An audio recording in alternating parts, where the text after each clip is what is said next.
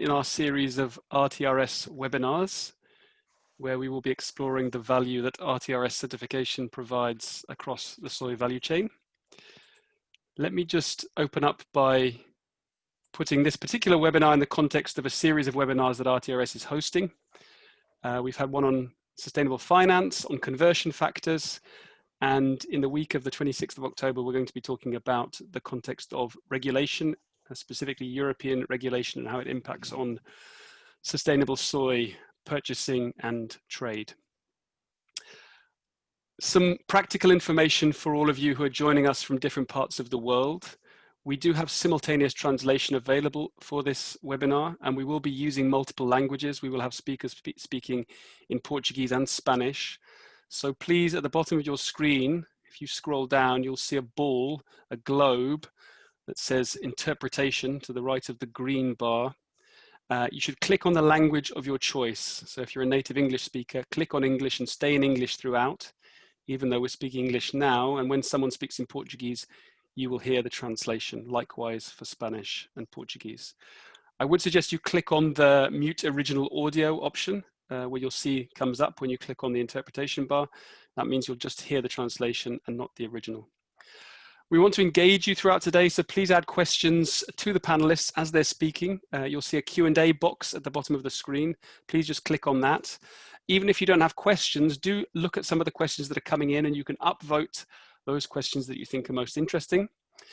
If you have any technical issues relating to Zoom, please reach out to me via message or to Ingrid Korn, my RTRS colleague. And please note that we'll be recording the webinar and we'll make that available to you all through the RTRS network subsequently. So just very quickly, this webinar has come about really through a broader reflection on what's happening to RTRS credits and mass balance and what's happened over the last 12 months. I think we've seen a massive growth of interest in both credits and mass balance. And we want to put that in the context of a number of factors that are happening at the moment. So European regulation is one. We're seeing increasing pressure on market actors. We're seeing demands from investors as well. And we want to explore, what are the reasons behind that growth in interest in RTRS credits and RTRS mass balance. And we're going to be doing that looking at specific cases as well. So what's really exciting about today's call is we've got people from across the supply chain who are often working together, whether that's producers with traders, traders with consumer-facing organizations, or all three. And we want to bring those cases to light. And then we want to talk specifically about what some of the tangible gains are and how they're perceived by different actors in the value chain relating to RTRS credits and mass balance. This is our group of panelists. So I'm delighted to have Justin Adams, who's the Executive Director of the Tropical Forest Alliance, moderating today's session. Thanks for accepting the invite, Justin. And then we're going to be hearing from Morgan Gillespie from CDP, Luis Iaquinta from Fazendas Bartira, Renato Nogueira from Cargill, and Jonathan Gorman from EFECA. And they'll be introduced in more detail through our moderator. And the agenda for today is the one that we've used for the other meetings as well. It's a fairly simple one. We're just going to set the meeting up, myself and Justin initially, and then we've got 10 minutes from each one of our 4 panelists that I've just presented now. And in the second half of the meeting, just towards the hour, we're going to have a moderated discussion. So Justin's going to look at your questions, use some of your questions, pose some questions to our panelists himself, and incentivize a dialogue between different actors that are on that panel. So I'll stop there, and without further ado, I'd like to hand over to Justin Adams, Executive Director of the Tropical Forest Alliance, as our moderator. Welcome, Justin. Thank you, James, and good morning, good afternoon to everybody from wherever you're joining. Thank you for being here for this very important discussion. I think it's particularly important given the unprecedented times that we are living in. And I think firstly, the ongoing impacts of the COVID crisis as both a health crisis, but also an economic crisis, and the extraordinary kind of lengths that farmers, producers, traders, our supply chains have made to ensure that by and large food security is still assured around the world, but we should not underestimate the disruption that we've seen there. We have the ongoing disruption and impacts of the US-China trade war, and whatever happens in November, the dynamics between the US and China look set to be rocky for several years to come. And so what does that mean in terms of the ongoing pressure, particularly on the Latin America producers for soy, and the critical role that I think we'll hear more about from some of the panelists that soy plays now into the food system as this key source of protein for the planet. But at the same time, we also have this ongoing pressure on the environment, the ongoing loss of forests, and the ongoing conversion of other natural habitats, and the increasing pressure that we're seeing from campaigners. And I think as we see forest fires around the world, be it in California, be it in the Arctic, or be it in the Amazon, those fires are creating an unprecedented level of interest in many countries around the critical role that, or the critical point we are at in time in terms of climate change and the impacts of a warming climate in terms of driving more pressure on nature. And just today we have the UN meeting in virtually, but as part of the UN General Assembly, to discuss the biodiversity crisis that the world is facing and the extraordinary loss of biodiversity that, again, we're seeing around the planet. And more as those reports come out of the twinned challenges of climate change and biodiversity loss, then agriculture is being pointed to as the key driver of these unprecedented changes we're seeing on the planet. So whilst agriculture plays this extraordinary role in terms of feeding the planet, it's also becoming more and more apparent in terms of the planetary health and indeed some campaigners talking about the personal health impacts of our current agriculture and food systems. So it's no surprising that we're seeing then increased pressure on companies from environmental campaigners. We're seeing increased and focused effort from environmental campaigners on the investor sector, the finance sector, some very pointed and even personal attacks on leaders in the finance community this year. And then we saw last July the publication of the European Union's proposals for how it wanted to regulate for imported deforestation into the European Union. And right now the United Kingdom has an open consultation around how the UK can impose due diligence legislation for legal the legal import of all agricultural commodities.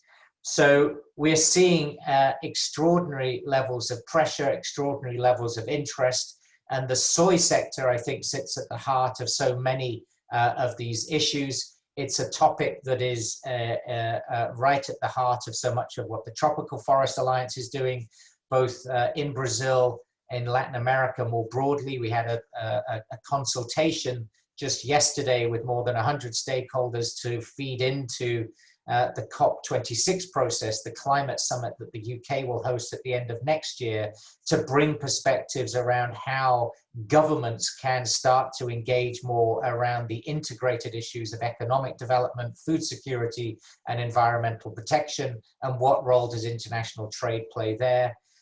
We see the Forest Positive Coalition of Action coming from the Consumer Goods Forum, and we'll hear more about that with the panel. But I think it's fair to say soy is in the spotlight never before, and I'm really excited for this discussion today to listen to this panel of experts that we have, but also to get perspectives from all of you. I know there's many of you with really important perspectives and important voices that we want to be bringing into the discussion. So as we go forward, please do use the chat function, the Q&A function in Zoom. You can write your questions in Portuguese, Spanish, in English, in Chinese, if we have any Chinese people with us. But we will do our best to engage in those discussions. And really, we're here to understand the critical role that certification can play in linking supply and demand, and the great role, the great convening work that the RTRS has done. And so, as I said at the beginning, I'm delighted to be here to be moderating this panel. But without further ado, I'm delighted to introduce you to Morgan Gillespie from CDP, the Director of Forest there, doing all sorts of great work in terms of this agenda. So Morgan, over to you.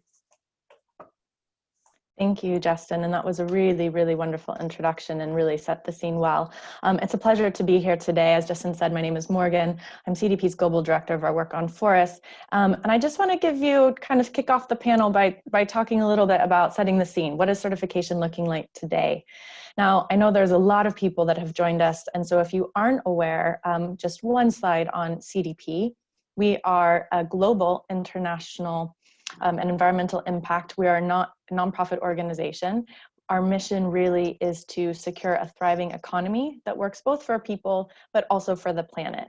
Now, what do? We run a global disclosure system, and that system enables companies, financial institutions, cities, states, and regions to measure and manage their environmental impact.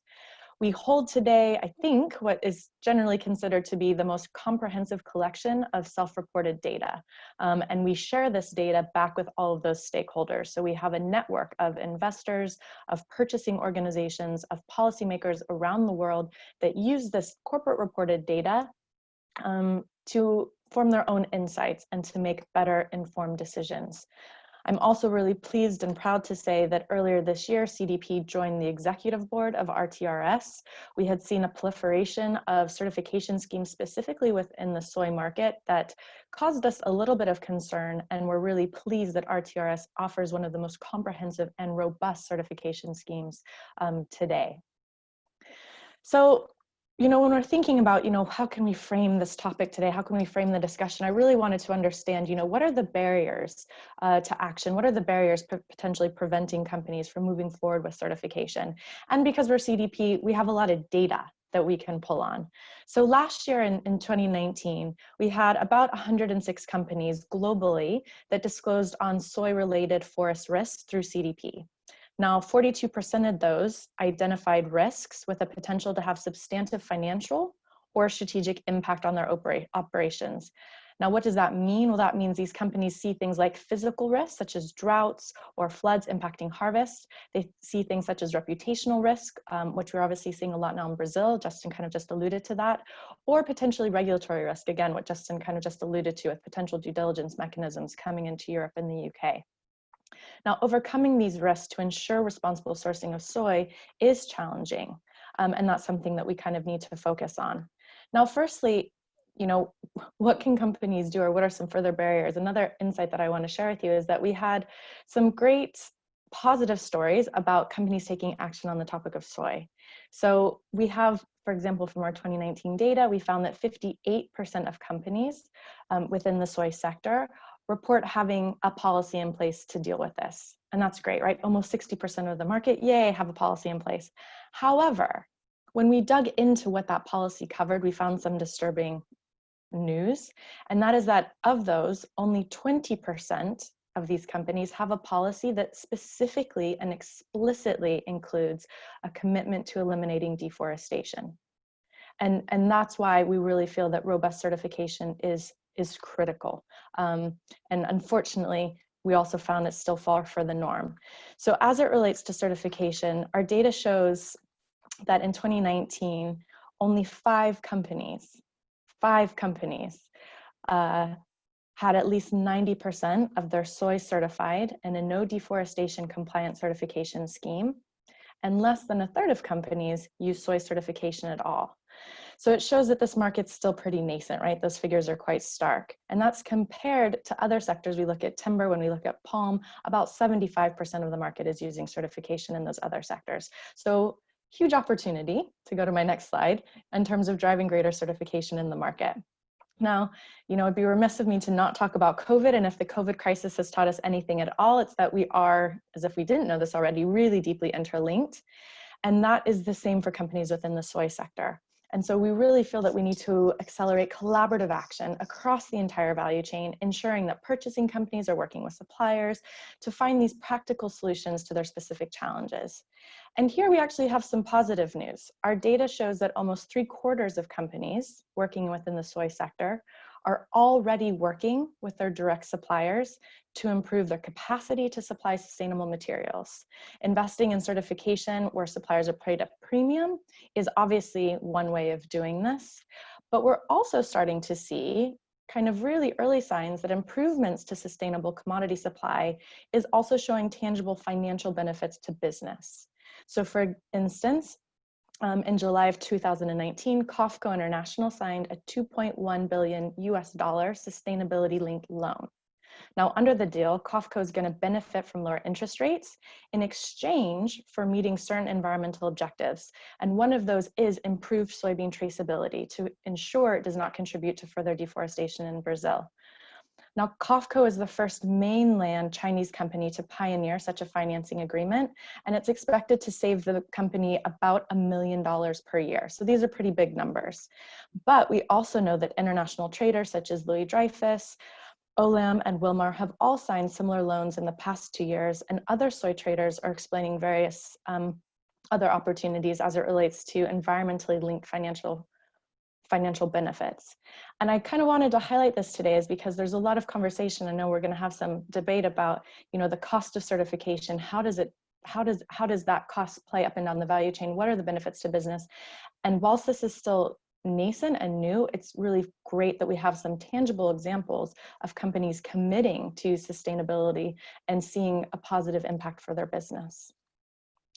Now, in closing, you know, I kind of want to just throw some more numbers at you as the CDP person on the panel. You know, how can we increase demand for certified soy? You know, we really believe at CDP that companies have to understand the risk and opportunities available to them. And our data suggests that companies really should focus their early efforts on this step. We actually found last year that only 20% of companies within the soy sector had undertaken a risk assessment that included full coverage of their direct operations and supply chain, only 20%. So you think that that's maybe a really easy win for companies kind of not sure to where to get started, undertake a risk assessment, see what risks you find, and then see if certification might be a solution for you. We also obviously believe that engaging with suppliers is really, really key. And finally, you know, we really believe that high quality, relevant, and comparable information is still going to be the fundamental basis for environmental action, right? We all need information to make management decisions, and we want to ensure that companies have the most relevant, robust environmental data so that they can make more informed management decisions. And so finally, in closing, you know, I want to end on a positive note. So all of the data that I shared with you today in the slide was from 2019, from last year. CDP's reporting deadline for this year is today, literally today. And we did some preliminary analysis just for this webinar. So this is hot off the press information to just show you, okay, what happened over the last 12 months. Now, as you can see on screen, this year we had a big increase of number of companies reporting via CDP. Our number yesterday was 651. It's more than the 636 you see, but as I said, today's deadline day.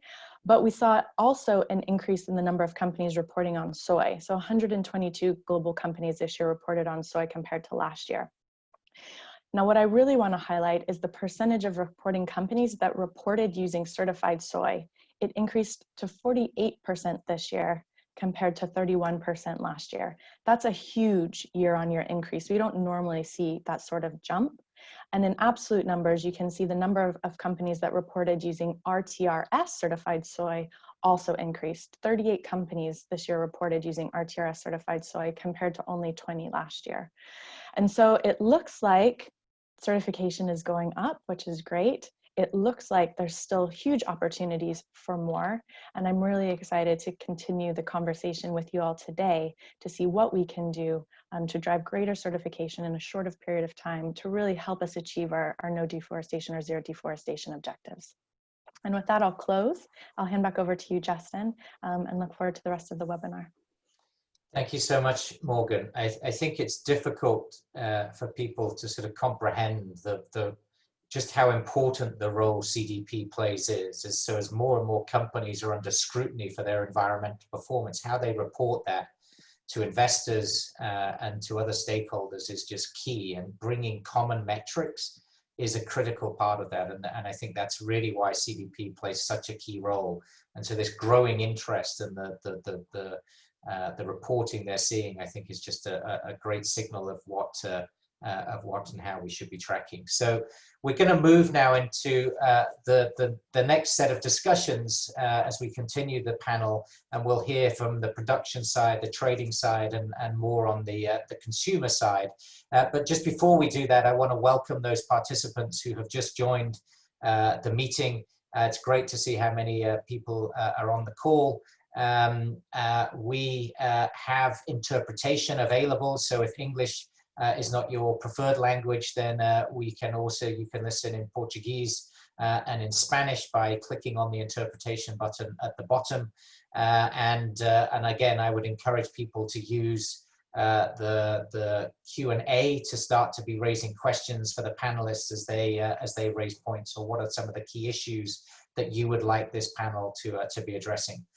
So as we go into the next discussion, I'm delighted to introduce Luis Iaquinta, who is the Quality Certification, Health, Safety and Environment Director for Fazendas Bartira in Minas Gerais, and a really important perspective that you bring, Luis, and a really important portfolio of things you're looking after for the company. So please, we look forward to your presentation. So thank you, Justin.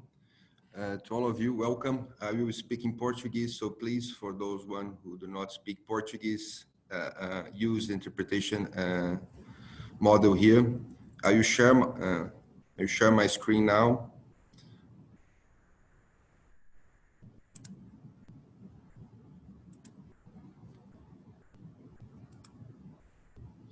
Então, bom dia a todos.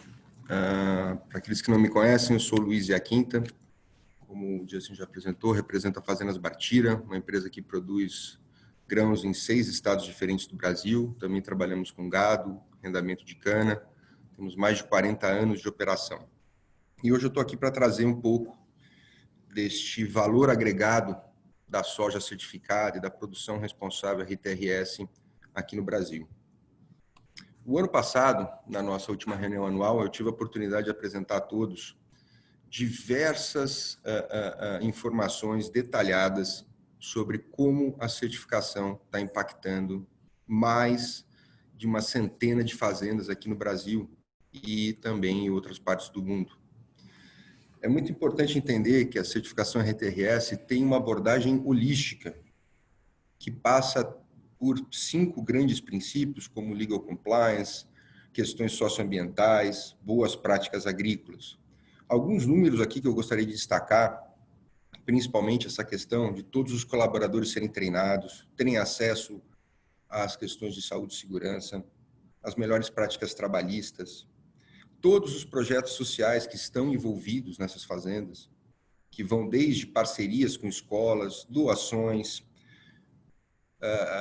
e outras práticas muito importantes, principalmente para as comunidades de baixa renda que vivem em torno das fazendas. Sem contar também, claro, toda a parte ambiental. Atualmente, no Brasil, para cada hectare produtivo dentro de uma fazenda RTRS, a gente tem 0,66, quase 0,7 hectare preservado, totalizando uma área maior que 600 mil hectares.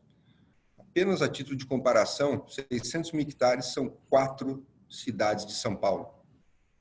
Talvez, o ano passado, para quem quiser, eu fiz diversas comparações, e sem contar a estimativa de praticamente mais de 65 milhões de toneladas de carbono estocadas nessas fazendas. Quero destacar também, qual que é o valor dessa soja certificada no dia a dia das pessoas. A certificação RTRS, ela segue os mais altos padrões de governança, até porque a RTRS não é apenas uma certificação. A RTRS é a mesa redonda da produção responsável que possui um padrão de certificação. E esse padrão segue as mais rígidos formas de revisão e construção.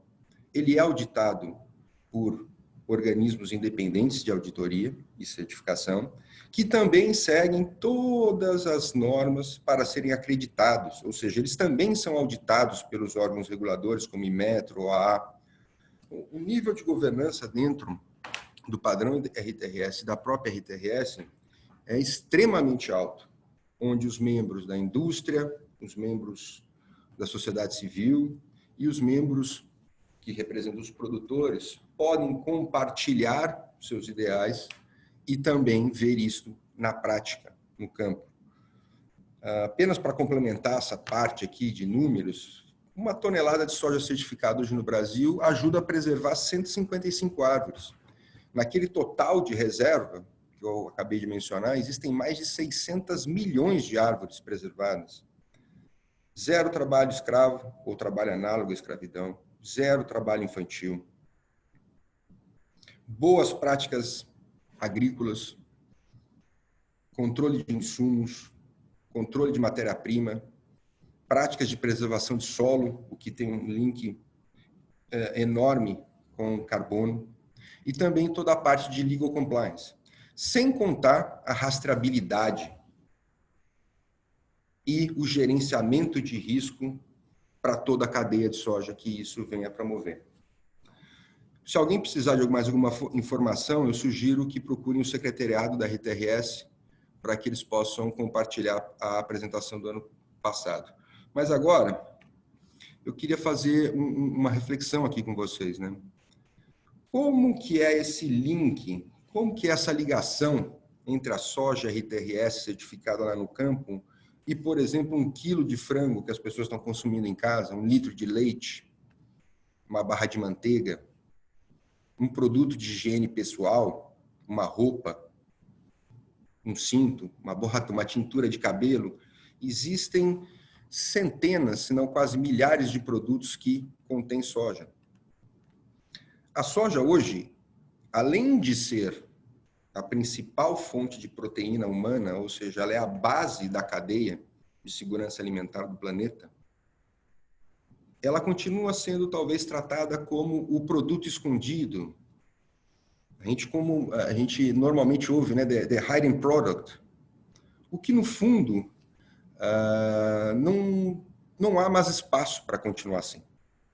Não dá para esconder essa coisa enorme que está nas nossas vidas e que tem um impacto gigantesco, tanto social como ambiental, e que pode ser aprimorada, e que já é conduzida de maneira exemplar em diversos lugares, mas a gente pode, sempre há espaço para melhorar. E fazendo link com o que a Morgan estava falando, o que me agrada muito, existe um potencial enorme para crescimento dessa parte de certificação em soja, como em outros produtos, como em outras commodities que já conseguiram avançar mais. Eu me lembro, há 5 anos atrás, quando estávamos na Bélgica, e falamos do caminho para 10 milhões de toneladas. Não foram as 10 milhões de toneladas RTRS, mas hoje já passamos de 10 milhões de toneladas produzidas com outros padrões de certificação, que para mim é excelente. Mas existe um espaço ainda tremendo. Se hoje falarmos entre 10 a 15 milhões de toneladas de soja, estamos falando de 3%, 2,5%, 3%, talvez até menos do volume de soja produzido. Perto de outras commodities que agregam mais valor e principalmente que são mais compreendidas pelo consumidor final, que solicita esse tipo de coisa, o caminho da certificação pode levar para grandes mudanças. E isso é nítido em outras commodities que facilmente qualquer um aqui vai poder lembrar. Porém, e para ser um pouco mais otimista, esse ano de 2020, apesar de todas as circunstâncias que a pandemia trouxe, a RTRS e seus membros, eu acho que principalmente isso, que é a grande riqueza, os membros juntos conseguiram fazer uma grande mudança, que sempre foi um pouco de uma discussão entre o mercado de créditos, o mercado de soja física certificada, e claro que todo o caminho que a RTRS percorreu com esse mercado de crédito foi a base, foi essencial para a gente chegar no que eu estou apresentando aqui nesse slide. Neste ano, atingimos 114 localidades, sendo silos, warehouses, armazenamento de grãos, plantas de esmagamento, que estão aptas, estão certificadas para conseguir, dentro da cadeia da soja, do produtor até o consumidor, levar essa soja certificada rastreável, muito importante, rastreável durante todo o processo. Nesse slide vocês podem ver os nomes dos principais traders atuantes aqui na América do Sul. A MAG, que de longa data já estava fazendo fluxo físico, a Bung, a Cargill, a Dreyfus, cooperativas como a SAAG, grandes empresas como a Unilever, na própria Argentina, a COFCO, a Dreyfus, a Tecnocampo e outras empresas que também seguem esse caminho, a COFCO e a Dreyfus, de novo, no Paraguai, a Bung na Holanda, outros na Itália, na Turquia. Então, parte do problema no passado, que talvez não era problema, né, mas era algo que desejávamos, de ter fluxo físico, de ter balanço de massa, hoje se torna muito mais plausível, graças a esse engajamento dos membros. Agora basta fazer a ordem. Vamos fazer isso acontecer, já está acontecendo. Acho que a ordem de compra é o que a gente mais aguarda aqui do lado dos produtores. Vamos fazer essa cadeia fluir. Vamos fazer esse material sair da fazenda, talvez em balanço de massa, talvez segregado, se possível for, porque já existe caso nesse sentido, com pioneiros. Mas acho que cada vez mais a gente vai deixar de falar a palavra pioneiros para começar a entrar num nível onde muitos, se não quase todos, já estão se certificando para serem capazes. Porto de Itaqui, Porto de Santos, Santarém, linhas de silos e centrais de distribuição de soja dentro do Brasil já estão certificadas, em outros países também. Outra coisa muito relevante que eu gostaria de compartilhar com vocês, e que foi tema do último webinar, é a questão dos fatores de conversão, a nova calculadora. Um fator que sempre foi uma preocupação do mercado é quanto que o prêmio na soja certificada vai representar no produto. Isso é atraente, não é atraente? Talvez de maneira surpreendente, por uma surpresa, foi para mim, e acho que vai ser para todos vocês, usando a nova calculadora e tendo em média que para produzir 1 quilo de frango você usa 756 gramas de soja, e fazendo essa conversão de um preço de $300 a tonelada, por 1 quilo de peito de frango numa prateleira de supermercado na Europa, nos Estados Unidos, que é mais ou menos $5, a gente chega nas incríveis, né, um incrível aumento de 0,2 centavo após aplicar o prêmio que hoje existe para a RTRS. Isso não é nem algum tipo de reclamação, é claro, é uma constatação que de $5 você aplicando o prêmio dentro daquele percentual da ração, isso é um simples exemplo, você vai chegar a 5,002. So 20% de 1 centavo. It's 20% of a single cent. Para conseguir zero desmatamento, rastreabilidade, mais de 100 requerimentos, boas práticas agrícolas, legal compliance. Existe um espaço tremendo que existe dentro da cadeia da soja, como existem outros. Imagine vocês no supermercado. Quanto custa um produto certificado ou com um apelo diferente daquele produto regular? Algo orgânico? Algo que tem alguma rastreabilidade?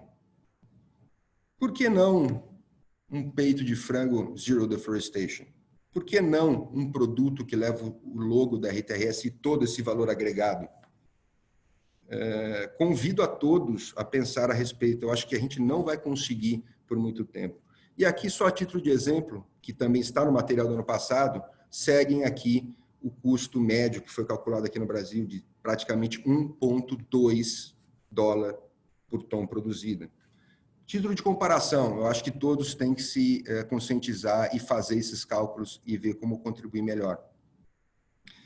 Encerrando aqui a apresentação, eu queria deixar essa mensagem, né? Qual que é o valor da RTRS no prato dos consumidores? Os consumidores têm direito de saber que existe soja nos produtos e direito de poder optar aonde ele vai contribuir. Não é incomum a gente ver produtos que, por ter uma certificação, são 10, 15, 20, 100% acima do preço. Aqui a gente está falando que se fosse 5 vezes o valor, seria 1 cent. 1 cent. Então, eu convido a todos, nessa jornada, encerrando aqui minha apresentação, para que no curto prazo de tempo, a gente possa, junto, dentro da cadeia da soja, trabalhar para criar mais valor, para usar essa calculadora de conversão, entender melhor o mercado, ver como esse potencial pode ser. É claro que esses números podem sofrer ajustes, mas para mim está provado que o impacto não é tão grande. Num segundo momento, vamos atacar o público, mas corretamente, dando opção, sem grandes mitos ou dogmas. Precisamos também trabalhar o pilar econômico, porque o social e ambiental já está comprovado que tem, sim, grandes benefícios. E a longo prazo, quem sabe, vamos ter aí muitos produtos com essa marca RTRS. Peço que todos participem. E um pensamento final a todos. Os ausentes nunca têm razão. Então, por favor, participem. Agradeço muito a RTRS. Fico muito grato de ter essa oportunidade de conversar com todos vocês. Muito obrigado. Obrigado, Luis. It's a great perspective, and we've actually got a couple of good questions in the Q&A around whether RTRS can solve all the problems. So we'll have a chance to get into some of that later. I think talking about the invisibility of the commodity that you did, and talking about the cost and what the economic impact is, I think is something we'll come back to on the Q&A. If I could remind the speakers to try and stick to their 10 minutes, that would be great. But I'm delighted to now introduce Renata Nogueira, who is the Sustainability Manager for all of Cargill's agriculture businesses across South America. And so an incredibly important trader and an incredibly important actor in our global food system. So Renata, we're really looking forward to your presentation. Thank you. Thank you, Justin. I will speak in Portuguese in respect of the Brazilians that are here today.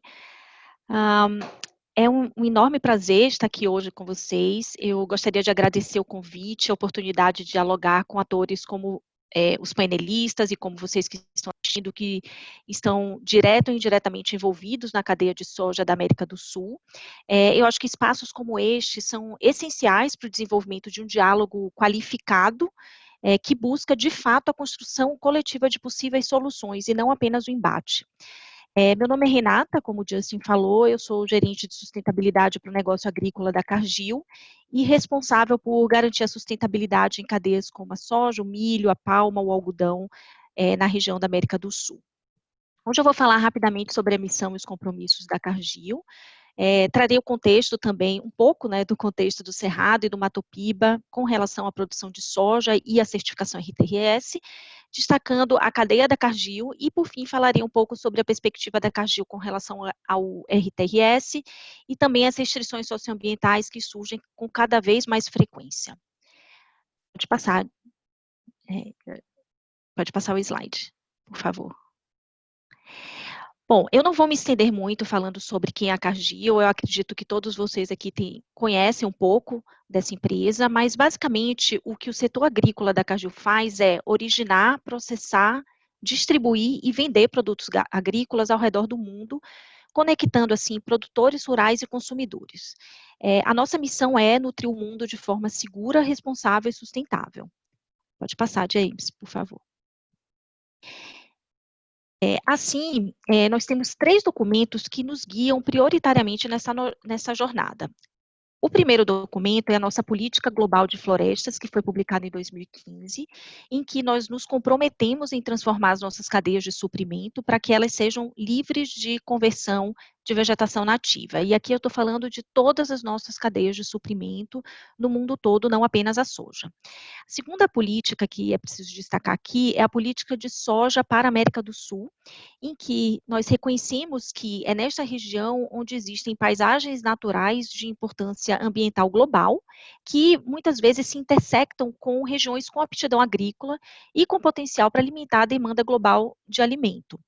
Nessa política, nós nos comprometemos a promover uma produção responsável na América do Sul, que beneficie produtores e atores locais e que também, nós nos comprometemos a ser transparentes por meio de relatórios de progresso, métricas e canais de denúncias. Aproveito aqui para convidá-los a entrar no site da Cargill e acessar nossos 2 últimos relatórios de progresso, que mostram com muita transparência tudo que nós estamos fazendo aqui na região. E, em terceiro, a política, o nosso compromisso de direitos humanos, em que deixamos claro que a Cargill se compromete a tratar as pessoas com dignidade e respeito, não só nas comunidades onde nós operamos, mas também no nosso ambiente de trabalho. Pode mudar, James, por favor.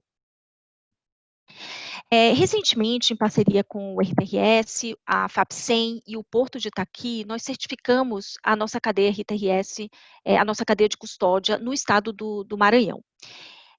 O que isso significa? Bom, isso significa que a Cargill tem procedimentos capazes de controlar todo o caminho percorrido pelos grãos certificados, desde a fazenda, onde a gente compra, até o porto, de onde exportamos o produto.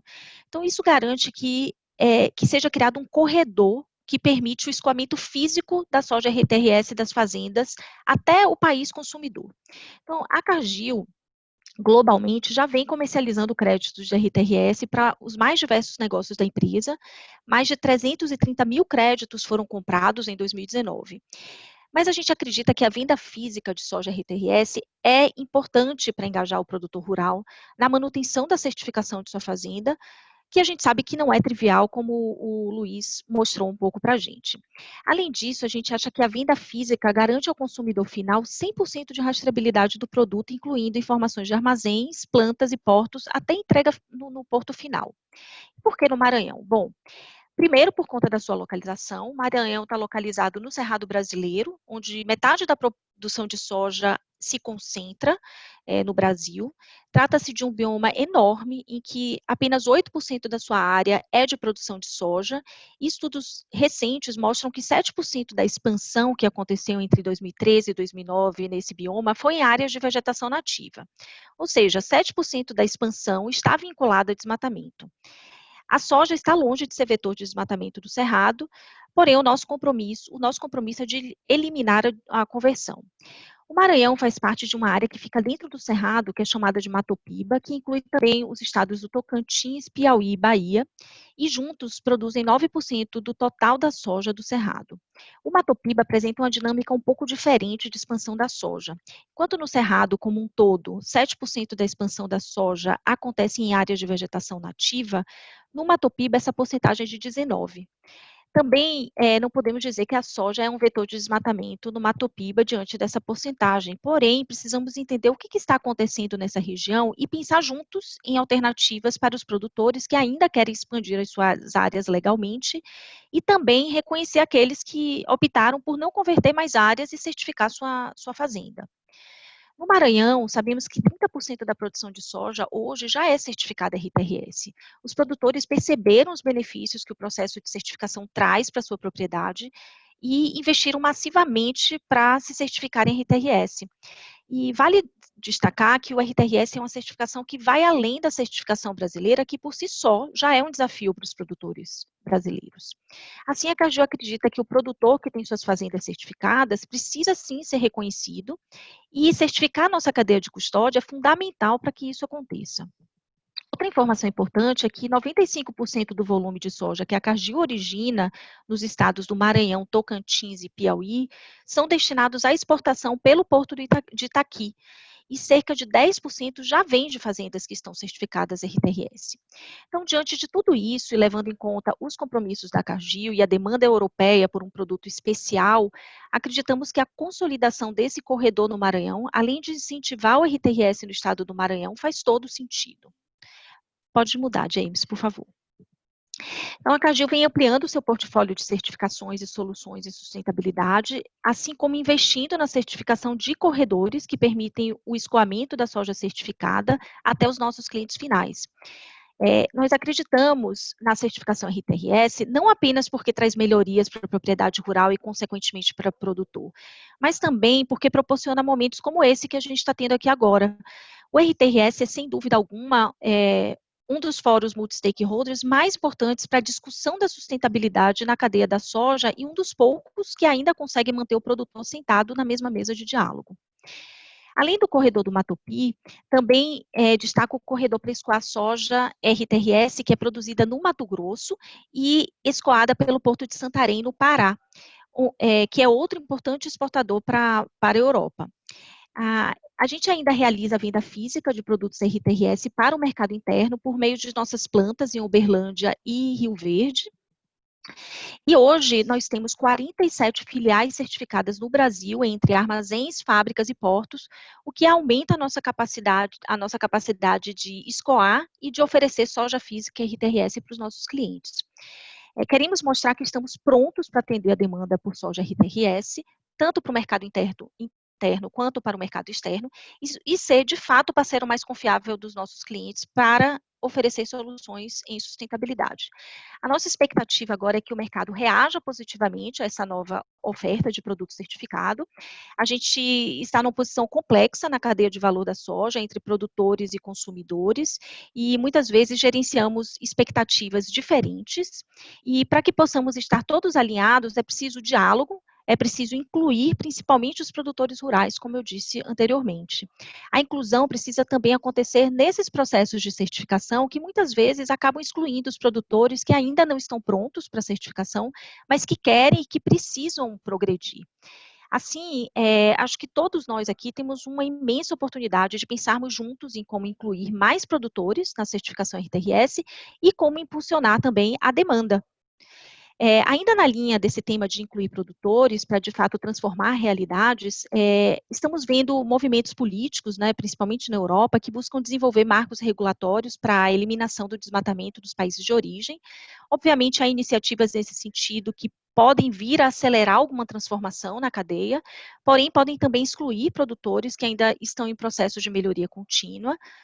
Além disso, geralmente essas iniciativas consideram o arcabouço legal dos países de origem, o que pode colocar alguns países em desvantagem por terem legislações mais restritivas e, por fim, nem sempre essas iniciativas aceitam as certificações que já são bem aceitas no mercado, o que pode também desengajar aqueles produtores, aquelas empresas que já estavam engajadas há algum tempo em algum modelo de certificação. Bom, eu paro aqui e me coloco à disposição para perguntas. Thank you so much, Renata. It's great to see and to see sort of the sustainability corridor concept explained so clearly, and this opportunity around chain of custody, how that starts to work. So I think again, lots of questions there.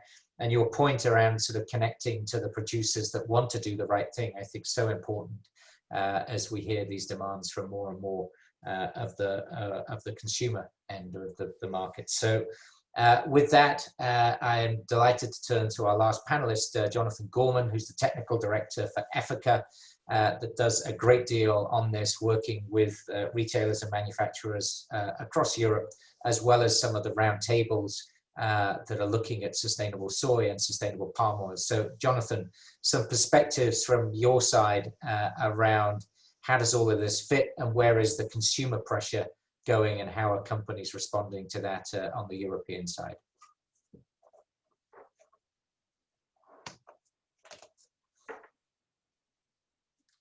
Looks like we may have just frozen Jonathan in time. Oh, he's back. Put up my face.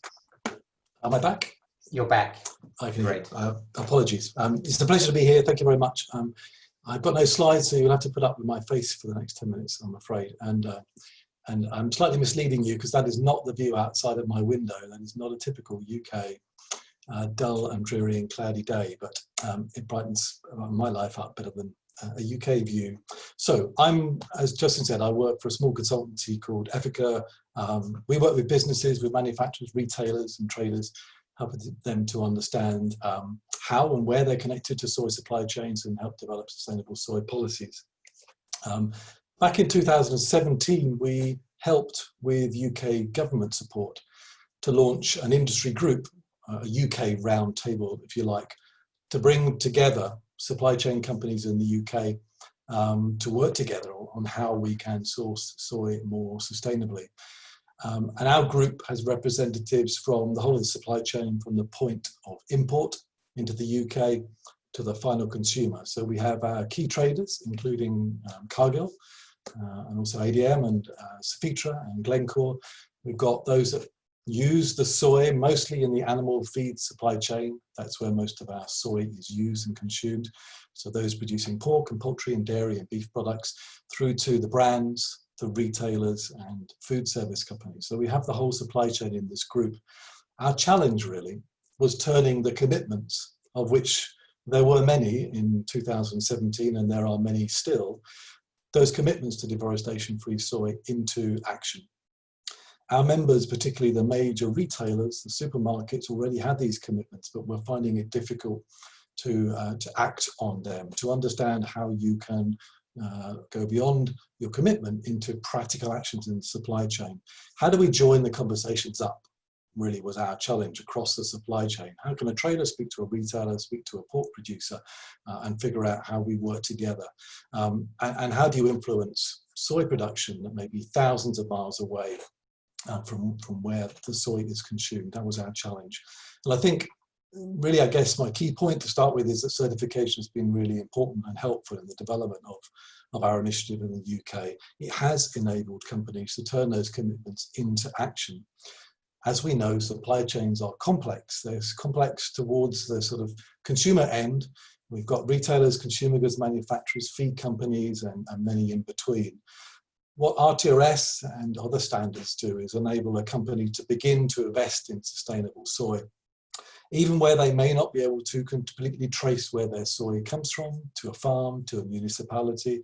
They can still invest, they can buy a credit, and they can invest in sustainable soy. I know that that investment will go to farmers, to soy producers, ultimately for them to invest in sustainable soy production. Our focus has been on deforestation, but I think our members are really do value the broader aspects of the RTRS and other standards, which is more than about forests and more than about forest protection. I think that's really important. You know, we really do recognise that this is not just about forests. Forests are critical for biodiversity, for climate change mitigation, because people live in them and depend on them. And I guess that's the important thing. This is about understanding that we can't make progress on this unless livelihoods and communities benefit and are protected alongside forests. This is people and environment that we're interested in. Alongside, for our companies, obviously, resilient supply chains, so they can continue to carry on with their business. How much progress have we made in 2.5, nearly 3 years? We have increased the volumes of certified sustainable soy a great deal in the last 2 years. In particular, our national supermarkets, 10 of them, which amount to around 93% of retail soy, of the retail supply chain in the UK, and about 1.2 million tonnes of soy. All of them have made commitments to sustainable soy. All of them are buying credits. Some of them are moving on to physical supply chains. And outside of that group of retailers, we have examples all the way down the supply chain, including our traders are taking action. So certification has been really important, but there's so much more that we need to do. If we're about maybe 30% of the UK's market of soy of around 3 million tonnes is certified, you can see that if we increase at the pace we're doing now, it won't be fast enough. So we need to figure out ways in which we can collaborate and make this change happen faster. Finish off really by saying, I'm pointing out 3 things, I guess, that I see in the future changing. One is, or need to change. One is we see a move to more physical supply chains of soy. That means looking at solutions, including in certification, that provide a stronger connection between the action being taken in countries working on sustainable soy and the physical soy that comes into UK and European supply chains. That connection is important, and offerings like mass balance, area mass balance that RTRS and other standards provide is being taken up more and more readily. I think that's being driven by a number of factors. I think we see greater societal awareness, the consumer. We see NGOs much more interested in what the connection is between the chicken that's sold in the UK and the soy that's grown in Brazil or Argentina or Paraguay. And companies having to be much more transparent and much more accountable and providing reassurance on that physical supply chain link is becoming increasingly important. We also have proposals for legislation. You mentioned just an earlier proposal in Europe, and we have one that's being consulted in the UK at the moment. Companies, if this comes into force, will be legally required to demonstrate they understand where their soy comes from and that it's not linked to deforestation. That's a mandatory requirement to demonstrate due diligence in your supply chain. And I think certification will play a role for businesses in enabling them to show compliance. We've seen that already in the timber sector. The EU timber regulations requires that same test of legality, and we saw certification schemes like the FSC, Forestry Standards Stewardship Council, step up, and companies really take certification as a way of demonstrating compliance, particularly in complex supply chains where you're many, many steps away from where that product was produced. So I think I see a move to physical supply chains. I think an increasing recognition that we cannot act alone. We need to build stronger coalitions. Other countries that consume soy across Europe, China, and we see a lot of momentum on that. We're certainly trying our best to work with other national initiatives across Europe that are looking for and driving towards the same ambition. If we do that, if we harness a much greater leverage, in the UK, we use about 3 million tonnes. Across Europe, it's 30 million tonnes. That's a much more meaningful tonnage and leverage to work with. And the RTRS has been helpful, I think, not just with certification, but in convening some of those conversations. And finally, I think we need to be much clearer about the limitations of any single intervention in this space. Whether it's certification, whether it's greater traceability, whether it's a stronger role for finance, and finance beginning to ask where they are investing and how they might be linked to deforestation, whether it's the role of regulation in helping to provide a level playing field so all companies know that their competitors are also stepping up and also asking for sustainable soy, whether it's the role of trade, and particularly how we work with and understand the needs of producers and farmers. All of those interventions are necessary, and really I think we'll only make the next step change if we bring those together. There's no panacea, but certification is a really important foundation for lots of those conversations. Critically, we need to understand how these costs and rewards are shared within the supply chain. And I think we are seeing some momentum and some change.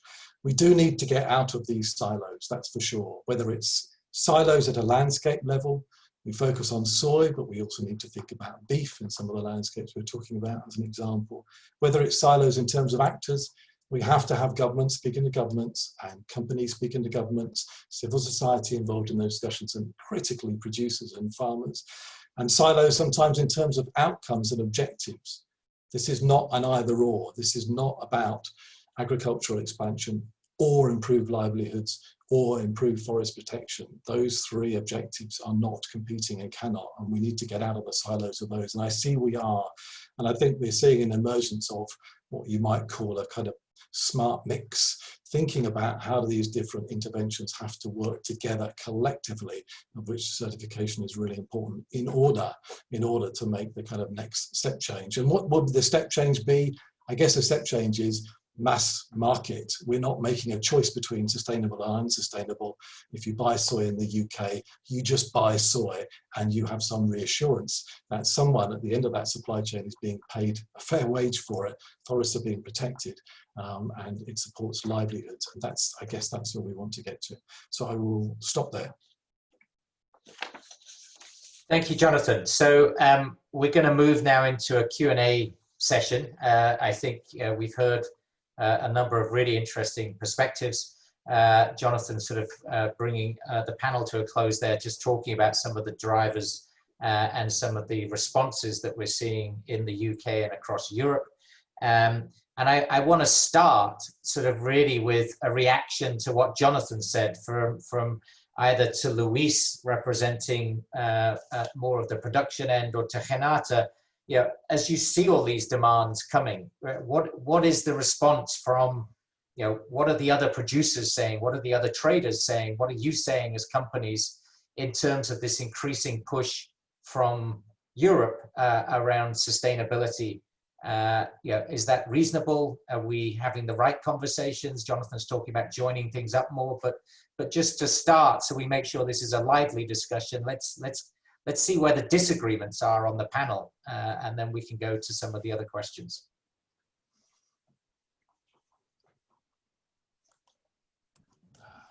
We're all too nice, Justin. Honestly, Justin, I felt so comfortable and happy, because in the end of the day, everybody's so aligned. Although it was not the intention, it's so clear that the market is moving for a direction, and the certification is somehow the way for that, the path, and makes so sense to put everybody together. And more than that, RTRS have made it for the last 15 years. Of course, they're not achieving the results that everybody sometimes are asking to, but there are significant results that lead us to this chain of custody, a possibility of physical flows and etc. I believe that very positive alignment in the market and current situation. It's a big opportunity for all, to a big change. Renata, you want to add to that? You're on mute.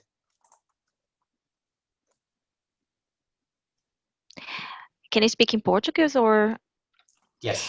Eu concordo com o Luiz, eu acho que a gente vê muito alinhamento, né, principalmente aqui entre os painelistas. Eu acho que todos já entenderam que existe um custo para o produtor rural implementar o RTRS e qualquer outro tipo de processo de certificação, e o produtor sozinho não pode arcar com esse custo. Eu acho que também já está claro, depois de todos esses anos, né, de diálogo dentro do RTRS, já está claro também que todos concordam que esse custo seja de fato compartilhado entre todos aqueles que fazem parte da cadeia, incluindo também o produtor final. E o que a gente precisa agora é realmente encontrar formas de aumentar a demanda, né? O mercado consumidor precisa reagir a todo o investimento que o produtor fez na sua propriedade, e agora a gente está oferecendo, né, as traders estão desenvolvendo suas cadeias de custódia, certificando suas cadeias de custódia para que o mercado, de fato, tenha o produto disponibilizado. Então, apesar de, como o Luiz falou, né, da gente não ter, em alguns momentos, o resultado que alguns esperavam do RTRS, a gente tem que ver que nós continuamos aqui dialogando, construindo coisas juntos, né? São muitos task forces dentro da RTRS, e eu acho isso extremamente positivo, tudo que a gente vem construindo por meio do diálogo. So, thank you, and I couldn't agree more. I think we only solve these desperately complex challenges in the world through dialogue, and that's what the Tropical Forest Alliance and World Economic Forum, who host us, is really committed to. That's what we exist for. But so what I love is you're saying everybody's agreeing, and this is how we're going to resolve things going forward, and yet we still see the problems of conversion, deforestation, the angry response from many in the environment community, the accusations against companies. Cargill itself was targeted last year, and so there's still this incredible tension. And from the last time I was able to travel to the region, I was in Brazil with some producers in December.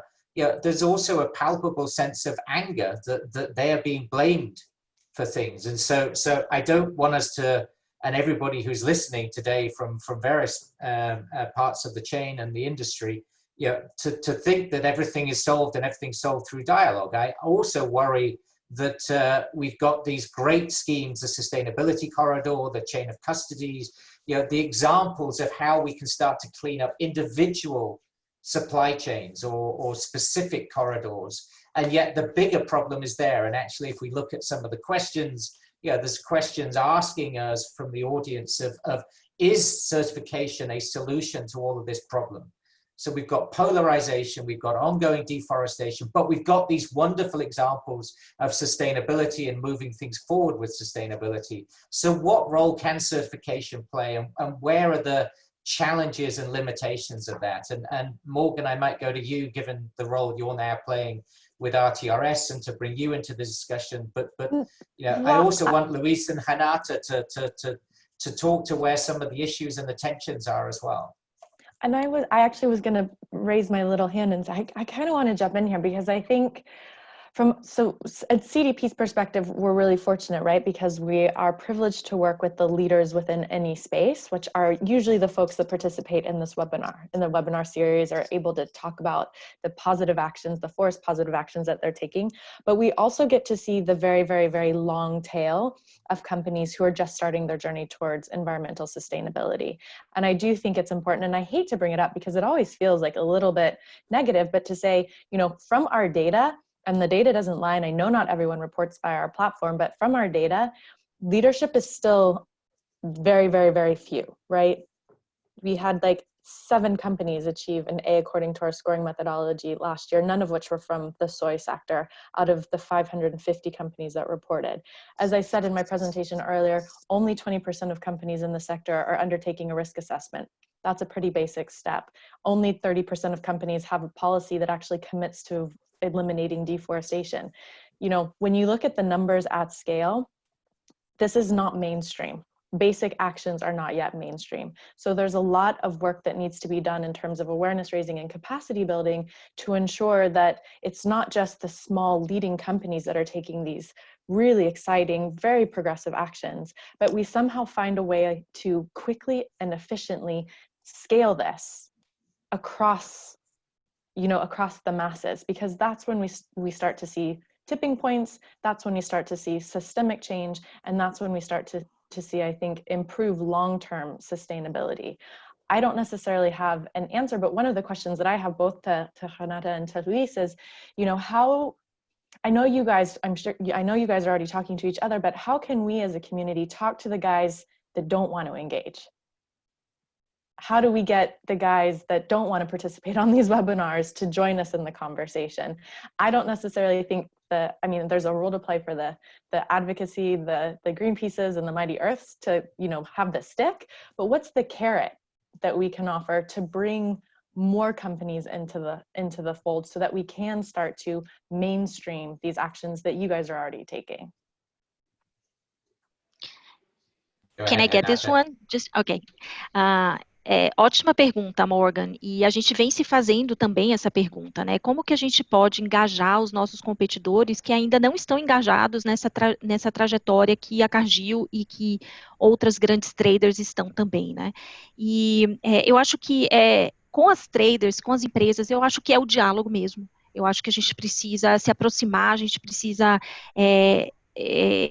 mostrar caminhos, mostrar o como fazer, porque muitas vezes as empresas não fazem porque é complexo e porque elas não têm as respostas, elas não sabem como, né? Os processos que a gente tem implementados internamente para garantir uma cadeia certificada, uma cadeia livre de desmatamento ilegal, em compliance com a legislação brasileira, é complexo, demanda procedimentos internos extremamente complexos e demanda pessoas trabalhando o tempo inteiro com isso. Então, as traders, as empresas menores precisam de um guia, precisam de direcionamento. E eu acho que a gente tem feito muito isso na Biove e na ANEC.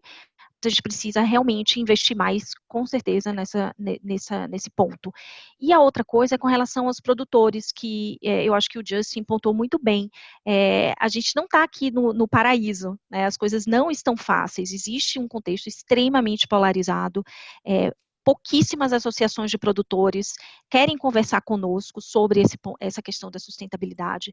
O governo, em muitos momentos, também fecha as portas para que a gente dialogue com eles e juntos, a gente procure soluções para os problemas que a gente está enfrentando no campo, mas a gente precisa, de alguma forma, trazê-los para a mesa, né? E a gente vem fazendo isso relativamente bem com a AIBA, que é a Associação de Produtores do Oeste da Bahia. Então, desde o começo desse ano que a gente vem construindo um diálogo consistente com eles, né, mostrando quais são os nossos objetivos e ouvindo também os objetivos deles e tentando encontrar sinergias, porque sempre há sinergias. Existem muitos pontos de tensão, mas as sinergias estão lá e a gente precisa achar esses pontos de sinergia e partir daí, né? E voltando para uma coisa que eu comentei na minha apresentação, é preciso que a gente saia do discurso do que não pode, né, do que não é permitido, para o que é. A gente precisa começar a mostrar alternativas para o produtor rural. Já que ele não pode desmatar, porque o mercado consumidor não aceita mais desmatamento, o que ele pode, quais são as alternativas que ele tem para continuar crescendo, para continuar trazendo benefícios financeiros, econômicos para a região, para os consumidores, para as comunidades. Então, os produtores não têm essa resposta. Ninguém tem essa resposta e a gente precisa construir junto essa resposta. Eu queria também agregar, principalmente esse final que você falou, Renata, do lado dos produtores, porque não há uma solução única. A certificação não vai ser a solução de todos os problemas, isso é claro, mas atualmente, no que a gente pode ver, de ações implementadas no campo, da quais vocês fazem parte, talvez da qual a Morgan estava colocando, que existem alguns, few, grandes exemplos. Eu acho que para quem está acompanhando a RTRS desde o começo, as mudanças dos últimos 3 anos, o aumento no volume de crédito, o aumento, né, da participação de novos membros, nós estamos falando que praticamente todos os grandes traders têm operações certificadas, dependendo do seu tamanho, da sua região, mas tem. Vocês fizeram esse corredor magnífico, tanto lá em Itaqui, como também em Santarém, como outras têm, a Magia, Dreyfus, etc. COFCO, eu estou falando do ABC, do Traders. Então, a gente tem uma gama grande de produtores, não só no Brasil, como Argentina, Paraguai, Moçambique, Índia, que fazem parte da RTRS e seguem os estándares, cumprindo mais do que a lei. E nesse ponto de conversão é muito engraçado isso, porque aqueles cálculos de custo, eu não estou computando o custo de manter preservado mais do que a lei permite, mais do que a lei exige. Poderia ser considerado, mas aí eu acho que é free will de cada um. Mas eu conheço pouca gente que, por exemplo, pagaria mais imposto de renda por livre-arbítrio. Nem companhias que pagariam mais impostos por livre-arbítrio. Mas, voltando ao ponto, como a gente engaja mais outros, eu acho que a gente tem que fazer o mercado entender, o consumidor entender. Se isso aconteceu com madeira, que nem comida é, se a gente aceita ir no supermercado e comprar 1 litro de leite, que na embalagem está escrito que a embalagem é FSC, mas o leite foi alimentado com uma soja, eu estou falando de impacto. A gente tem que ter consciência para dar empoderamento ao consumidor, opção de escolha. Mesmo que ele não queira pagar, mas para que ele entenda. Ele entenda aonde ele pode fazer mais diferença. A gente sabe que hoje entre 15% a 20% dos consumidores dentro do manual do supermercado optam por produtos que têm rastreabilidade, que são certificados, ou até que tem algum diferencial de saúde, no GM, GM. Mencionava o ano passado, por que um produto que é no GM tem 33%, às vezes, 25%, 30%, 35% de premium price na base da produção? Imagine para cima o quanto que se agrega de valor. Eu acho que todos nós, dentro da cadeia das sojas, temos que realizar que existe uma oportunidade, ela está correndo. Tudo que foi feito no passado nos coloca nesse momento. Não tenho dúvida que temos que engajar mais outros, mas que todos entendam. É um turning point. e eu acho que todos deveriam entender isso também como um gerenciamento de risco reputacional. Não vai levar muito para aqueles que mantiverem o status quo do passado acabarem sofrendo algum tipo de questionamento por que se manter da forma antiga. E os produtores, é claro, que sempre estiveram disponíveis, no fim, são os únicos a serem auditados, né? Agora também a cadeia de custódia, graças a Deus, mas os produtores, os primeiros a serem auditados, os primeiros a serem solicitados a fazer mais que a lei. Eu peço que todos pensem nisso ao longo da cadeia, não só numa questão de dividir esta parcela, mas porque existe isso em outras cadeias de commodities também, como madeira, açúcar, chocolate, café, e aonde nós, como responsáveis, né, por tudo isso, teríamos mais impacto globalmente? Eu acho que é na soja. So, thank you, Luis. Extremely impassioned and important discussion. I want to turn to John as well to then get this consumer perspective, and lots of great questions coming in. I would ask the audience if you could put the questions in the Q&A as opposed to in the chat. It's easier just for us to try and keep track of that. But John, you know, where does all of this fit in terms of the increasing demand? And actually, where is the demand going? It's all well and good for there to be lots of noise, but are the customers, are the companies in Europe actually paying for this? Justin, it's a really good question, and I think to go back to you, Morgan, in terms of how do we get that long tail, there's no doubt that the reputational risk that some companies feel, not all companies feel. Not everybody is under pressure. Not everybody understands the links in their supply chains, and not everybody has Mighty Earth or Greenpeace banging at their door. So there's a significant proportion of companies that aren't yet involved. And so let's be honest, that's why regulation is often needed in markets. And if there is a regulation that levels the playing field, that ensures that those companies that haven't joined in, then that's going to be, I think, one of the fundamental kind of levers, because at the pace we're going, we can't wait for reputational risk to be what drives this. Some of the leaders have gone well beyond reputational risk. This is part of their values, it's part of what they do, but there's a lot who haven't joined in. Where are customers? I think we're going to be disappointed if we're waiting for customers to make the difference here and to make that change. Customers have lots of competing objectives, there's competing space on the label for all of this information, there's competing priorities in customers' lives. Most customers are looking at price and quality and then what comes after. So whilst it is rising, and there's undoubtedly changes in diets, moves towards more plant-based diets, a greater awareness of this, I think most of the major companies in the UK see this as something they have to deal with in their supply chains, not something they wait for their customers to say, can you act on this, please?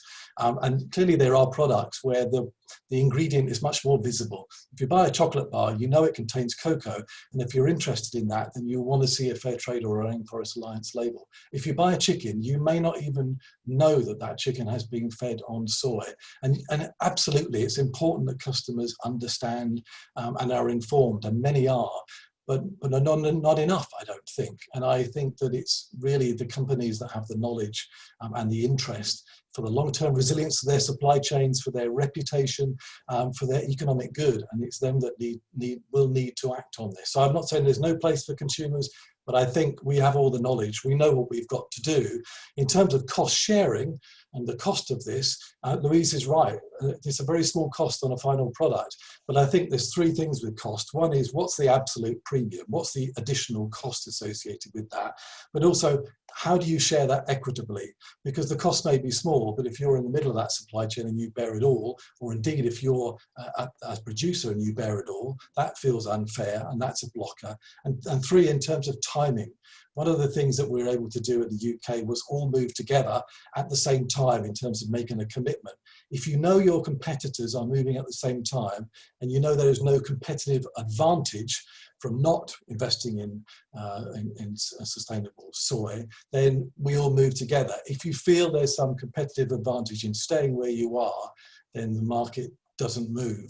So timing is also important in terms of cost, but sharing that cost equitably and sharing the rewards of it is something that I think is a bit of an elephant in the room still, which we need to address, not just in the UK, but right across those supply chains. So I couldn't agree more with that. And I think far too often, and certainly my understanding of the dynamic, is that the expectation is the cost falls on the shoulders of the producer. And I think that has been one of the core things that has created this polarization. And it's time for us to really address that and figure out what equitable sharing means. If Luis's analysis is correct, that it's 0.03% on a or 3.3 cents on a cost of a chicken breast, then it's a really tiny amount for many of these consumers in Europe to be paying more. And yet this premium discussion is still a taboo subject for so many of the companies at the end of the chain. There's so many great questions, and we only have 10 minutes to try and sort of wrap this up. So I'm going to ask people just a couple of questions that are up there, and ask for really short answers now rather than the sort of longer answers. But there's this question about resistance on the ground, particularly from some of the producer organizations like AfroSoja. There's a question around what are the physical obstacles for getting more, or the obstacles for getting more physical supply moving. So maybe Renata, you could answer that, but how do we get more physical supply of certified soy moving? So maybe if we start with those two, there's several questions about GMOs, which I think the answer to that is that right now that is not the main theme of the discussion that I hear from in the supply chain. And then there's a question which I think could link to incentives about carbon fixation, and would that be a motivation? And I think the answer to that is probably only if there's an incentive for farmers. But I think, I don't know, Luis, if you want to talk at all about some of the very interesting schemes for payment for ecosystem services and incentives for farmers. But lots of questions around how this might work and get to scale. So if we could have some really quick fire answers to some of the questions, and then we'll try and do a very quick wrap up. So, go ahead, Luis, and then Renata. Okay, quick answer for this regarding the carbon. I will come back to Portuguese, sorry. Essa é uma rápida resposta sobre a questão de carbono. No Brasil já é prática comum, plantio direto. E no padrão RTRS você já tem, né, o requisito de manter aferida a quantidade de carbono no solo, tentar chegar aí 5%, que é um bom volume. Então isso já faz parte do padrão, e acho que não é um grande benefício. Na verdade, os fazendeiros já fazem isso normalmente. Talvez em outros países diferente o sistema, mas isso já faz parte do dia a dia. Eu acho que o RTRS só vem a aumentar. E sobre um comentário que eu vi, você falou, Justin, sobre talvez um engajamento da RTRS com outras associações. Eu acho que às vezes ainda o diálogo é necessário, falta um pouco de entendimento, sempre nessa polarização do zero conversão legal, e claro, e conversão ilegal, que com certeza 95, 98, talvez mais por cento dos produtores, todos são contra conversão ilegal. Isso é ruim para o negócio, isso é ruim para a nossa imagem, isso é ruim para a competição. Nenhum produtor sério, que mais, acho que quase a totalidade é a favor de abertura ilegal.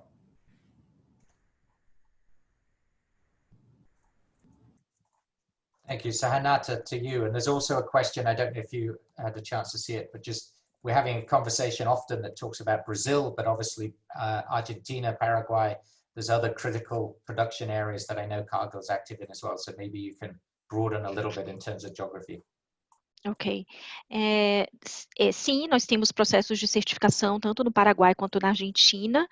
Ainda não é o RTRS por simples falta de demanda ainda via esses países. Então, no Paraguai, a gente vem atendendo o mercado europeu de biodiesel com uma certificação que chama 2BS, e também o mercado de UK e da Dinamarca com a certificação que é própria da Cargill, que chama 3S, e que envolve um processo de melhoria contínua e de assistência técnica gratuita dada por uma empresa reconhecida no Brasil que chama IBS, e na Argentina a gente também vem implementando 2BS. Todas essas certificações são produtos livres de desmatamento e garantem também a rastreabilidade, tá? Então, na Argentina, a gente implementa o 2BS para atender o mercado de biodiesel da Europa também. RTRS a gente ainda não teve demanda, e aí isso nos conecta a uma pergunta que você fez, Justin, sobre, eu acho que a audiência que fez, sobre a questão da venda física, né? Como eu disse na minha apresentação, a venda física garante a rastreabilidade, 100% da rastreabilidade do produto, e isso é extremamente importante para o consumidor final que está preocupado com essas questões de sustentabilidade. E aí a gente volta para aquele ponto que também foi comentado aqui, de que talvez o consumidor não entenda muito isso. E a gente precisa, nós todos aqui da cadeia, nós temos essa responsabilidade de educar também o consumidor final e mostrar o que é uma cadeia 100% rastreável, qual a importância disso, né, e qual o impacto disso para o campo. Teve mais uma pergunta. What was your last question, Justin? I think it was about the polarization.